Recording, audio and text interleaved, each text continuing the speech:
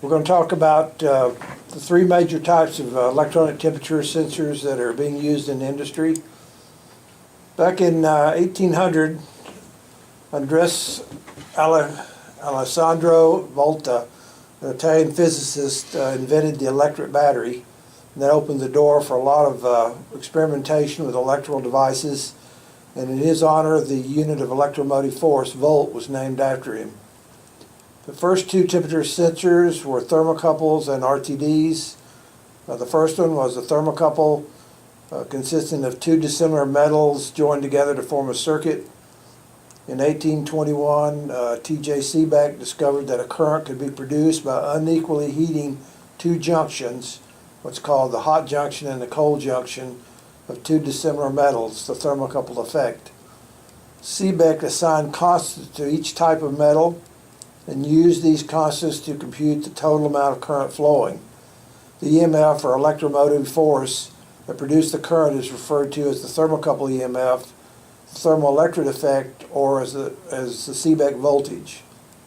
In 1821, Humphrey Davy discovered that all metals all have a positive temperature coefficient of resistance. In 1871, Werner von Siemens invented the platinum resistance temperature detector. Initially, it fell out of favor due to temperature readings becoming unstable, and Hugh Longburn Callender discovered that the insulator that Siemens was using was causing the platinum to become brittle, which caused internal stresses, and that produced a temperature instability. He changed the insulator material, annealed the RTD at temperatures above the highest desired measurement temperature, and developed the first commercially successful platinum RTD in 1885. These two discoveries, thermocouples and RTDs, marked the beginning of serious electrical sensors. The 20th century saw the discovery of semiconductor devices such as a thermistor, integrated circuit sensor, a range of non-contact sensors, and fiber optic temperature sensors. So what we're going to talk about today are the common types of sensors used in industry. Non-resistant sensors, which are thermocouples, resistance sensors, which are RTDs, semiconductors, which include thermistors, positive temperature and negative temperature coefficient versions, and diodes. And there's also infrared, which we won't get into today. Thermocouples most commonly are base metal alloys that are used in severe and demanding environments. The choice of a specific style is to a large degree determined by the temperature working range, ambient atmosphere, or media conditions such as the size and shape required for the application. Control requirements such as accuracy and speed of response may also be considerations. Two wires of any dissimilar metal can be connected to each other at one end, the hot junction, and the other ends to a reference junction, which is called the cold junction. Certain metal pairs have good, quite linear behavior and temperature change and good temperature gradients, so they are put together as types of thermocouples. So we have the heated junction. This particular picture is of a type J thermocouple. You see one of the wires is iron, the other is copper. When you heat one end and the other end's a different temperature, it will generate a small voltage signal. And this is predicted by the different types of resistance each wire has, according to the IEC 1977 specs. All thermocouples, regardless of where they're manufactured anywhere around the world, are manufactured the same specs, so they're all interchangeable. A thermocouple needs a cold junction compensation to work. The classical thermocouple configuration, the original ones, used an ice bath, water bath, to set as a reference temperature, as shown in this figure 1. Points 1 and 2 are kept at the same temperature by using an isothermal block, which is an insulator used to make sure that both points are at the same temperature. The cold junction temperature is here using this ice bath, and it's referenced to a temperature of 0 degrees C. Another diagram, you have your hot junction, there's a candle under the sensor. You have your terminal blocks. This terminal block is an isothermal block designed to keep both of the two junctions from the other end of the wire at the same temperature of each other. And then you have a voltmeter which measures the voltage. None of these electronic sensors are actually measuring temperature. They're all measuring voltage. So if we take this classical thermocouple configuration using an ice water as a reference temperature, that's not practical in the real world because you can't carry that around with you. It's fine for a lab. So we have to have some kind of a other reference signal. So you have your two wires that are hooked together at your hot junction. That's what's heated or cooled. The other two are put on this isothermal block. And then there's something on the isothermal block. It could be a thermistor, an RTD sensor, or a diode that's measuring the ambient temperature around it. And that ambient temperature is referenced to 0°C.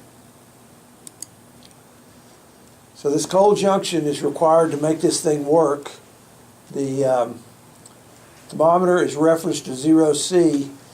If I have at the hot junction, if I have 900 degrees Fahrenheit, and if I have 0 at the cold junction, I'll get the same signal as if I have 100 degrees and 0, or if I have 900 degrees and 800 degrees. It's the differential causing this signal. So I have to have a reference to tell me where I am. So we have a, say it's 75 degrees ambient.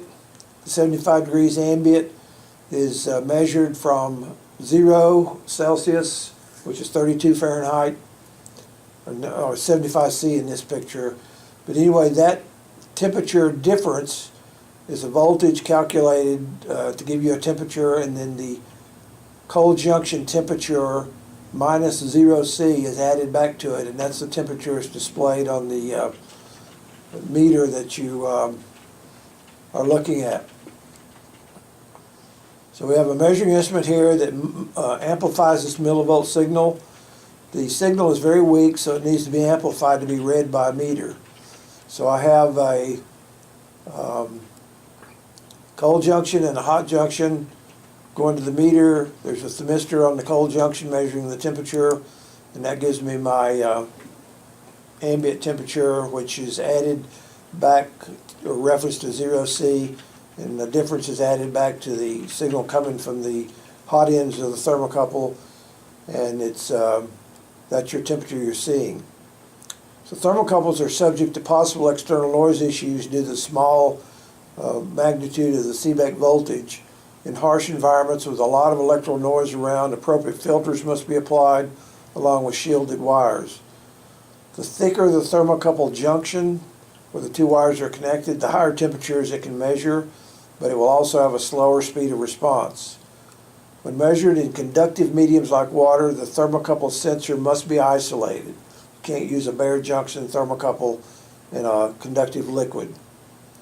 The section of the optimal thermocouple type wire metals is based on application temperature, atmosphere, required length of service, accuracy, and cost. When replacement is required, it is important that the thermocouple type matches the old one, or the measuring instrument reading that thermocouple has to be reconfigured to a different type. Different thermocouple types have very different voltage output curves. To prevent large errors, it's necessary to use the proper type of thermocouple or extension wire all the way from the sensing element to the measuring instrument. If the cables of the thermocouple wires must be extended to reach a controller, it's best to use thermocouple extension wires of the same type. If you use a Type K thermocouples as a sensor, you should use Type K thermocouple wire for your extension. If that's not possible, you can use copper wire to go from a thermocouple to your controller, but the whole length of that copper wire has to be the same temperature as your cold junction, so it can be performed at the controller instead of at where the copper wires and the thermocouple wires are attached. Three basic types of thermocouples here. We have an exposed tip, we have ungrounded and grounded construction. The junction of exposed tip, which is a bare wire thermocouple, is exposed to the surrounding environment. That's fine for air, some powders, things like that, but it cannot be put into a conductive liquid. Ungrounded or insulated junctions are electrically and physically isolated from the sheath material. Those are good for control loops where you're not grounding your control loop out. They're a little bit slower in response, but they will work for control loops. Grounded thermocouples actually have the two wires will be welded to the inside of the metal sheath, and the metal sheath will complete the junction. So here we have a common type of a grounded thermocouple, mostly used for handheld things and people who want fast response but are not using control loops. The speed of response is generally at least 50% better than an ungrounded one. In these cases, the two wires are grounded individually to the inside of the metal sheath, and the tip of the probe completes the circuit. As long as that tip is the same temperature as both sides of this thermocouple junction, it's the same as them being connected together. Most common type for controls is a isolated or ungrounded one where the thermocouple element itself does not touch the metal sheath. It's electrically and physically isolated. It's a little bit slower, but it's you can't have it grounding out your control loop. Also, they will last longer because they're subject to less direct vibration, which could break the welds where they're welded to the inside of the sheath, and the powder around them will protect them from vibration. And there's some lower level of accuracy for very small diameter probes and short probe lengths because of heat transfer up the probe. The third and least common type is the exposed type. This is where the wires actually protrude out the end of the sheath and they're exposed to the surrounding environment. These are very good for limited applications, dry, non-corrosive, non-pressurized applications. They're much faster than the others, which are enclosed in a sheath. They are subject to corrosion and physical damage if they're used in the wrong environment, so that needs to be kept in consideration. The two types are twisted and then welded, or the two wires are butt welded together. We use them in a number of air probes on handheld instruments because they're much faster in response. Extension wires are usually higher grade material made of the same metals as what's called special limits of error thermocouples. That's to transmit your data from your voltage from the probe out to a controller or a recorder. If you have to run some distance away, you would not want to use a different material which would generate an unwanted voltage where the junctions is connected. The sensor wires, being of light metals, do not generate an additional voltage, so they're good for that. For platinum thermocouples, which are usually used for very high temperatures, extension wire is usually a copper alloy since it's extremely expensive to use platinum wire for these extension wires. The extension wire is specified to have a very similar EMF thermal coefficient to the thermocouple, but is only suitable over a narrow range of temperatures. But this will significantly lower the cost of this application. The temperature measuring instrument must have a high input impedance to prevent any significant current draw from the thermocouple to prevent a resistive voltage drop across the wire. You don't want the instrument pulling from your thermocouple voltage. You don't want it just reading it. Different thermocouples have different curves, but they're all basically an S-shaped curve to one extent or another, so they're not linear. You need to have a microprocessor to linearize them for best accuracy to straighten out that curve so you'll get the same accuracy up and down the scale. Here's a couple of different thermocouples. The one on the left is just a standard one. You have your hot junction where the two wires come together, your cold junction on the isothermal board. Then on the right we have an averaging thermocouple where you have a series of thermocouples maybe up and down the length of a probe, all going back to a common cold junction. What that does is average the reading all along those different thermocouples. So if you're doing like you have a 3 or 4 foot immersion, you want to average it all the way across that immersion depth, this is the way to go. So you have 2 or more thermocouples going to a common cold junction. A thermopile is a series of thermocouples that are put together, each tied one to another in series, and this is generating a average voltage across that tip. The most common thermopile thermocouple that people will see is an infrared thermometer. The sensor is a cluster of thermocouples in a thermopile. The energy is received and concentrated by a parabolic mirror onto this cluster of thermocouples, and that's how you get your temperature on an infrared thermometer. More of these same things, differential temperatures, where you have thermocouples connected in series, and you have your copper wires going from one end to the other. That's where your cold junction is, where the copper wires are connected to the thermocouples, and it's important that the copper wires, the red wires going back to the reference thermometer, are all kept at the same temperature along those wires. And more pictures of averaging thermocouples. It's the wiring diagram. So a differential thermocouple is where you have two wires of the same material for your outer wires, then you have a different material that's connecting the two of them, and you have to have a special instrument that will read the differential. So this gives a differential temperature between the two hot junctions. Purpose of connection heads for thermocouple and RTD probes is a place for the probe to screw into. The wires come out into a protected area. They're connected to a terminal block, either with a transmitter output from there or another connection for extension wire to run out to your end use. The connection heads are available for a lot of different applications. We have conduit connectors where you can run your wire back through conduits and protect them. We have cast aluminum, cast iron with aluminum covers or cast iron covers. These are weatherproof areas. We have stainless steel heads and covers for food and dairy or weatherproof requirements. Polypropylene for extremely corrosive areas or also other food and dairy applications.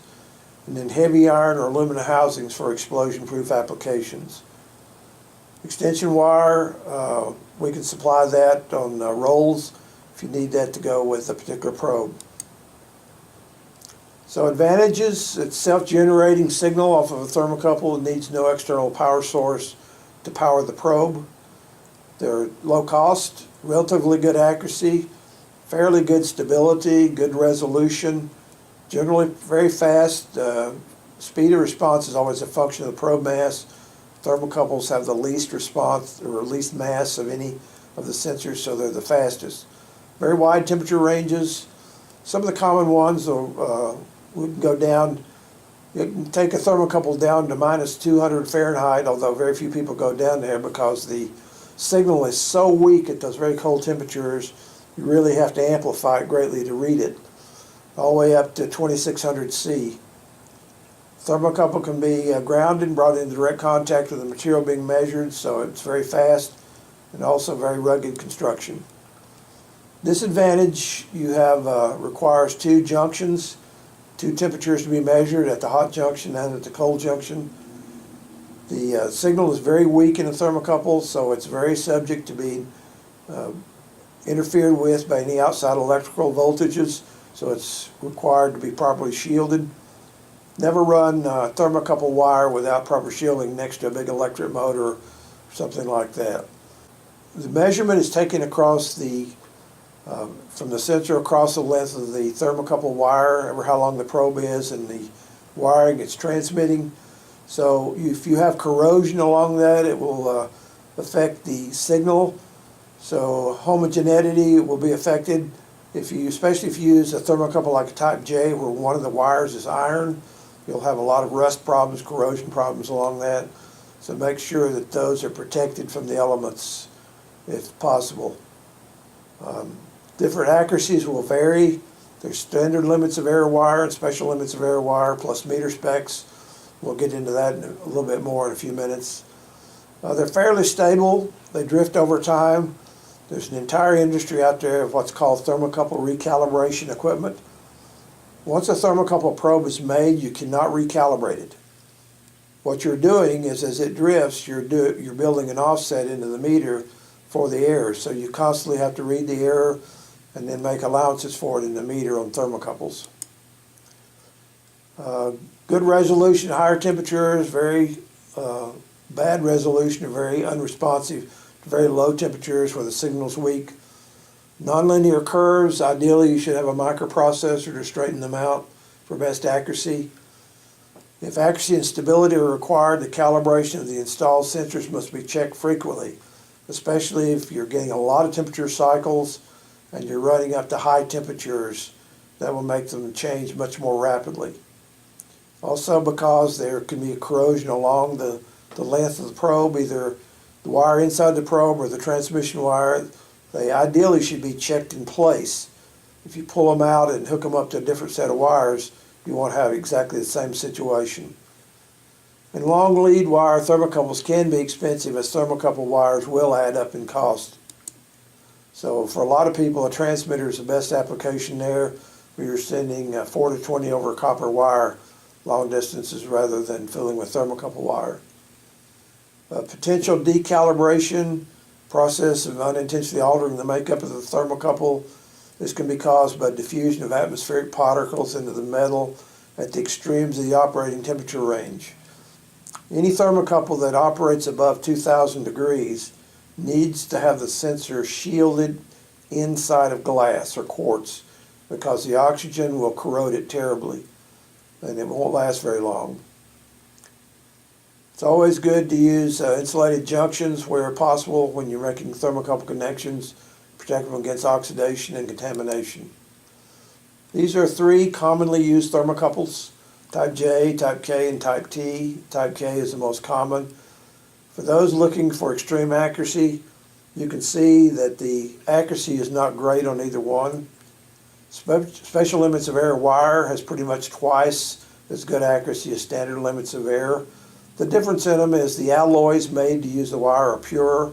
They're more highly refined alloys, so that's the reason for the better accuracy. Just costs more, but they are a much better accuracy unit. But again, for precision work, you will see the wires themselves have errors, probably will put you outside of the realm of what you need. So you would, if you use them, you have to build an offset into the meter to take care of it. These are the other types of thermocouples. We have the exotic, the noble metal thermocouples with platinum in them. And these are very expensive probes, very high temperature. They generally won't work very well down low because of the voltage is required. And here a Type B gives the same output as 0C and 42C, so they're worthless below 50C. So these are specialized applications. A lot of people are starting to replace Type Ks with Type Ns. It's a little more expensive, but it's more stable and offers improved accuracy. Now we're going to go from thermocouples to resistance elements. RTDs, resistance temperature detectors, are devices. People use either term. There are wire wound and thin film sensors out there. PT100 is the most common. That's a 100 ohm platinum sensor, but there are others available. Then we have semiconductors, thermistors. We only build thermistors in handheld instruments. We have done some work on some specialized fixed instruments, but it's not in our standard product line. We have positive temperature coefficient, PTC. We don't use that, and it's not very well or largely used in the industry anymore. Negative temperature coefficient, NTC, that's the most common ones out there. Diodes, we don't use any of them here. In a resistance element thermometer, power is sent from an external device or a meter through the resistance element and returned to the meter. In simplistic terms, we're measuring the difference on what we send out and what we get back. This is true for thermistors, other semiconductor sensors, and 2-wire RTDs. And we'll discuss other RTD configurations later. So you have a sensor with a known temperature coefficient. The resistance change correlates with the temperature which is displayed or sent to a recorder or controller. A thermistor is a semiconductor which changes resistance with temperature, a very high rate of resistance change generally. This is manufactured from oxides of transition metals, manganese, cobalt, copper, and nickel, powdered metals fused into a chip. It's the most commonly used electronic temperature sensor out there now. all of your fever thermometers, your air conditioning controls, thermostats, things like that use thermistor sensors. They're very, very small, typically 2 to 3 millimeters, a round blob, 2 wires coming out. They're coated with glass or epoxy. Since the powder, the chips made from this powder is very highly hygroscopic, will absorb water like crazy. 2 types, PTC and TC. They typically operate at 5 or 10,000 ohms of resistance at these 2 standardized temperatures. However, many people use their own curves, so there's not really very many standardized curves in the industry for thermistors. Positive temperature coefficient. As the temperature went up, the resistance went up. Since they operate at very high resistance levels, they tended to get very hot. So you had to deal with the self-heating problems caused by that higher level of resistance. NTC's negative temperature coefficient, temperature goes up, the resistance goes down, so you don't have to deal with the self-heating issues. Typically, thermistors are good. Most common thermistors are good up to about 500 Fahrenheit. There are some specialty units out there made by Yellow Springs that you can go up to 1000 C. They're made with exotic metals. They're quite expensive, specialized use. Thermistors are nonlinear and require some sort of microprocessor to linearize them to make sense of the reading. So the advantages: resistance type sensor, more accurate, lower cost, wider temperature ranges are more costly. High accuracy can be obtained with high quality versions. Good stability, much better than thermocouples, but the stability does increase with age as they settle in. High temperature coefficient for greater resolution. You get a very large resistance change with a minute temperature change, so it will show small changes. Pretty fast response, small probe mass. High resistance makes lead wire resistance a minor issue, so you don't have to worry about that issue. We talked about positive temperature coefficient, negative temperature coefficient.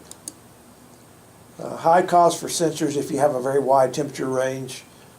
They're generally used for low temperature applications. They can be affected by electromagnetic interference if not properly shielded. Long stability is good, not as good as RTDs, much better than thermocouples. Not suitable for large temperature spans. We don't use PTCs because of self-heating issues. Non-linear requires a microprocessor. Most thermistor sensors use a table lookup system where they'll have a little guy in a thermometer reading his book. He gets a resistance reading, and he looks in his book to see what the temperature is, displays that. So it's got to have a lot of memory if you're using a thermistor. Short temperature range except for specialized exotic metal versions. Poor interchangeability. Since there's not a lot of standardized curves, you can't interchange with other instrumentation very easily. RTDs are based on the fact that resistance of temperature or metal wire increases with temperature. Practical devices are made of metals that exhibit relatively large temperature coefficients of resistance. When RTDs first appeared, the only practical way to make them was to wind a fine metal wire around a non-conducting mandrel. The best choice for RTDs has been platinum because it has a very high resistivity, it's very stable, and does not alloy into another metal regardless of what conditions it's exposed to. This non-conductive mandrel is usually a ceramic or a glass mandrel, so that makes them fragile. Platinum is expensive, and the ability to make fine wire from it was not nearly as easy as it is today. Because of this, RTDs have been made from assorted metals, the most popular of which were copper, nickel, and iron nickel, which was called Balco alloy, which was used in the power industry many years ago. Although all these metals have positive temperature coefficients, each has a different characteristic. Their temperature coefficients of resistance differ in magnitude and linearity, and each have a different resistivity. Copper is the most linear with the lowest resistivity. It was used by many electrical power generators and transformer manufacturers. Its low resistivity led to the 10 ohm copper RTD, which was commonly used many years ago, not used too much anymore. Nickel iron alloys were used because they have higher temperature coefficients, and the wire is both easier to work with and less costly than platinum. The nickel iron alloy increased in popularity because it was made specially for temperature sensor use, and its high resistivity has supported higher resistance RTD elements. The properties of pure nickel has changed through times as the ability to produce higher purity grades improved. While nickel and the nickel alloy are relatively stable, they do not rival platinum. The materials are not interchangeable from batch to batch, and operation is limited to no higher than 260 degrees C. The added processing required to attain reasonable interchangeability adds more cost than can be saved by substituting them for platinum. The use of nickel in new sensor design continues because it may be formed by chemically etching into various useful configurations. In the end, platinum is much more stable, and no other material can even come close when it comes to long-term temperature measurement. The ability to purify platinum and the understanding of its characteristics led to the early development of very stable but also very expensive sensors. Currently, the lower cost of manufacturing platinum wire eliminates any justification to use other metals. In most cases, platinum now costs less than it used to because of better ways of manufacturing. The ongoing thin film technology, which was invented in the early 80s, has resulted in the ability to produce reliable platinum RTDs at such low cost that wire-wound platinums are now only used in very specialized applications. The standard 100 ohm degrees at 0C was accepted quickly, and wire-wound platinum elements were now used only for specialized applications, mainly for things like laboratory use, where they can be made to be more accurate than a thin film sensor, but they're also much more fragile in those configurations. There are other popular resistance levels out there other than the 100. There's 200, 500, 1,000, and 2,000 ohm units. But when you start getting up into the high end here, you have heating issues, self-heating issues, so you've got to compensate for that. Two types of RTDs, wire wound and thin film, are still being used widely, although thin film is taking over in the industry. It's much more rugged. You have a sensor that you're running an electrical voltage through and getting a differential back to a readout device. Wire wounds can be made in three basic configurations. Unsupported wire or bird cage, which is very fragile, but is used in what's called SPRT, specialized RTDs for calibration use. Partially wire supported and totally supported construction like this, where all the wires are supported by a ceramic or glass covering. The first is extremely fragile, the second relatively fragile, and the third very rugged. However, the more supported the sensor, the better match the expansion coefficients of all the components need to be to prevent strains, which affect accuracy. The technology of sputtering thin film platinum devices resulted in the addition of controlled amounts of impurities and our stabilization exposures. They sputter molten platinum onto usually a little ceramic chip, and then they laser cut it to trim it to get the proper resistance levels.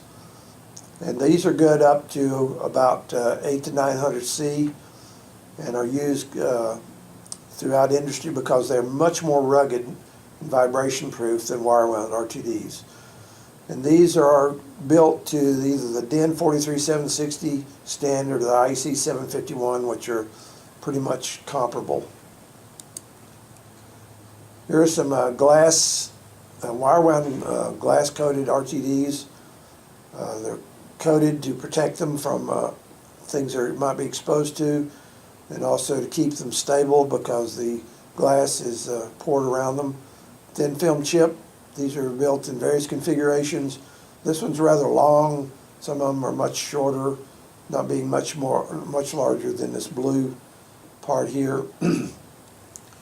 The thin films are made to what's called a Heraeus method, where they're built in large volumes and computer laser trimmed. Then there's tested for accuracy.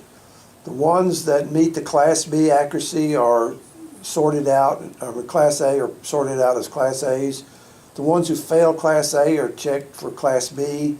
If they meet those standards, they're sorted out. If they do not meet that, then they go to Class C, and so on. And we'll get into what those mean in just a moment, the Class A, Class B, and Class C. Resistance type sensors offer a number of advantages: more accuracy and stability, several levels of performance. We're talking about Class A, B, and C. High accuracy, easily obtainable, best long-term stability, great resolution, relatively fast temperature response, again, a function of the mass of the sensor. Very highly repeatable. For long term, they're by far the best sensor. The most linear of all common available sensors. Precision versions do not require microprocessor for linearization. Relatively wide ranges available, better than most themistors. Disadvantages: requires a power source versus a thermocouple. A relatively fast response, but much slower than a thermocouple because of the mass. Relatively wide temperature ranges available, but much less than a thermocouple. They're most likely to be damaged by excess mechanical shock, much more than a thermistor or a thermocouple. More expensive than other sensors. Some configurations are difficult to mount. They require a larger diameter probe to insert a sensor in because you can't make them as small as you can a thermocouple. Some self-heating issues in the higher, especially the higher resistance levels, and lead wire resistance issues is a big problem. So the RTD element has copper lead wires, positive and negative, attached to opposite ends of the element, and these are powered by the meter or an external device. This RTD element has a known resistance level at a given temperature, so we're looking for a change across that element from one side of the element to the other. The copper wire leading from the probe up through a handle, a cable assembly on a handheld probe, or being transmitted will add significantly to the error if you run along lead wires. On a 2-wire, you can go up to about 5 feet in length for most applications with no significant error unless you're trying to have a precision reading. For long lead wires, you need to go to either 3 or 4 wire. The extra wires allow the lead wire resistance to be calculated out of the total so that we get the true resistance from one side of the sensor to the other. 4 wire is better, allowing the actual measurement of both legs of the circuit. The 3-wire measures one leg and calculates the other, assuming it's the same. It's not always true, but it's the most commonly used in industry because it accomplishes most of what a 4-wire does with less expense. So here we have the sensors, 2, 3, and 4 wire. So what we're doing is we're running a current through here and goes through the sensor and goes out, and this goes back to your meter. The current also goes down this leg and this leg to the meter, and connected between these two is an ohm meter. I don't care anything about this. All I care about is the difference from here to here. So this ohm meter is reading these two, and that's giving me my temperature reading. And this is your power circuit. On the 3-wire, we're assuming this missing wire will be the same as this, and that's not always true. Not a lot of difference, but there might be a small error depending on the accuracy you're requiring. So the PT100 sensor is basically a resistor. Its value is measured by an ohm meter. The 385 DIN curve or IEC 751 curve is the most common. There are other sensors that have similar curves. There are 2 American curves that are 392 with a 4th decimal point. That's 2 different ones, which is used in some places, but the 385 is the most common. A 1 ohm resistance in each lead wire. These lead wires connecting, if you don't have these extra wires taking it out, can cause an error of more than 5 degrees C. So the best way is to use the 4-wire, and you want a voltmeter that's high in impedance so that there's a few ohms in resistance. The cables will not cause an error. So we talked about the compromise between the 3 and 4-wire. This is the most commonly used in industry. You're calculating that the missing wire is the same as this one. So this wire and this wire here are doing this and this combined with the power source on this side. So these are some tolerances for RTDs.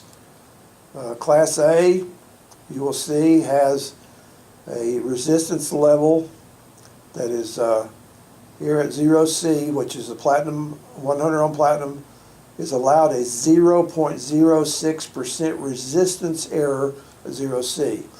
What that means is an RTD, 100 ohm RTD, can be 99.94 to 100.06 and still be a Class A. When you buy a probe from us, you will get a tag on it that gives the R0. And what that's doing is to say it's 100.03, it's telling you to take that small error out of your meter when you connect it up. And so you've zeroed out that tiny starting error. You will see a Class B has twice the allowed error as a Class A. So keep that in mind when selecting your sensors. So the advantages and disadvantages: thermocouples operate over a wider range. RTDs will go lower than a thermocouple on the bottom end, but they won't go as high on the top end. Thermistors are generally low or short range span, but the accuracy can be very good. RTDs are best. Linearity, you can see the differences. Thermal response, RTDs are slow compared to the other two. Cost, RTDs are higher compared to the other two. Noise problems, you should be shielding your RTDs also. This is very low voltage here. This is medium voltage. This is a high resistance voltage, so you don't have much of a problem with noise issues there. Long-term stability, RTDs much higher than either thermocouples or thermistors. The cost is highest for RTDs and the meters, but if you need accuracy, that's the best way to go. On a thermocouple, you have to add the accuracy of the meter and probe together. Most of the time, RTDs and thermistors are sold as a system where the two readings are combined together. When you're checking off different types, you choose a type of thermocouple. The types here are the two different alloys and the two wires that are put together. The RTDs, you choose a 2, 3, or 4 wire, grounded and ungrounded exposed tips. For thermocouples, all RTDs and thermistors are ungrounded. Sheath construction, the material of the probe that you want based on what it's exposed to. Very high temperatures or corrosive materials require more exotic metals. The diameter and length, whether you want a hollow tube with just wires coming through or you want a magnesium oxide filled. Type of connection to build the probe up. Compression fittings, ring terminals, pads to be welded on, NPT or bushings. Lead wire length, type of wire, the gauge, and whether you want solid or stranded wire. A stranded wire will carry more voltage and have less resistance than solid wire will at the same gauge size. Wire insulation, the type of insulation, what's it exposed to. If it's a high temperature exposure, you're going to need a different insulation than if it's low temperature. Mechanical protection, you need a braid covering or armor on it, and the type of connections on the end of your wires you're going to hook up to. So if you want to determine some ways to determine which sheaths, which probes to select, what are the temperature requirements? If it's say minus 200 to 500 C, an industrial RTD is the best way to go for accuracy. If you're going above say 800 C or 850 C, you're going to have to go to a thermocouple because RTDs will not operate up there. Speed of response, if that's an issue, fastest is thermocouples. But if your accuracy is your issue and you need speed of response and accuracy, maybe a thermistor if it's a low temperature. So there are different ways of measuring these things. These are some of the ways we measure them. Size requirements, RTD sheath is 3.17 to 6.35 millimeters, up to a 1/4 inch, 1/8 inch diameter. That's about the smallest we can do with an RTD. You can't get a chip any smaller that will go down in it. With thermocouples, you can get thermocouple wire as fine as a human hair, so you can get very small diameter probes. Accuracy and stability requirements. If the tolerance is 2 degrees C, it's acceptable, and the highest level of repeatability is not required. a thermocouple will serve.